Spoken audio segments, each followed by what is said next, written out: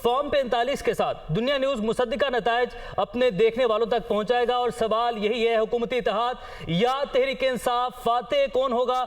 सबको इसका इंतजार है और ये जानने के लिए आप देखते रहिए दुनिया न्यूज, क्योंकि दुनिया न्यूज अपने देखने वालों तक, अपने नाज़रीन तक मुसद्दिका नतायज फॉर्म 45 के साथ पहुंचा रहा है। जी हाँ, कौमी असम्बली के 8 और पंजाब असम्बली के 3 हलकों में ज़िमनी इलेक्शन आज हुए। पोलिंग का वक्त खत्म हुआ और वोटों की गिनती का अमल जारी है। आपको बताते चलें कि इमरान खान 7 सीटों पर उम्मीदवार हैं। मुल्तान में शाह महमूद कुरैशी की साहबजादी और यूसुफ रजा गिलानी के बेटे मद्दे मुकाबिल हैं। इसी तरह पेशावर, मर्दान, चारसदा, मलीर, कोरंगी, फैसलाबाद और ननकाना साहब में भी जोर का जोड़ है। तो कुछ ही देर में जैसे ही 6 बजेंगे दुनिया न्यूज मुसद्दिका रिजल्ट्स आप तक पहुंचाएगा फॉर्म 45 के साथ। अपनी रिवायत को बरकरार रखते हुए सबसे पहले, सबसे तेज आपको रिजल्ट्स हम बताएंगे जैसे ही घड़ी पे 6 बजेंगे। उबैर, तो 6 बज चुके हैं।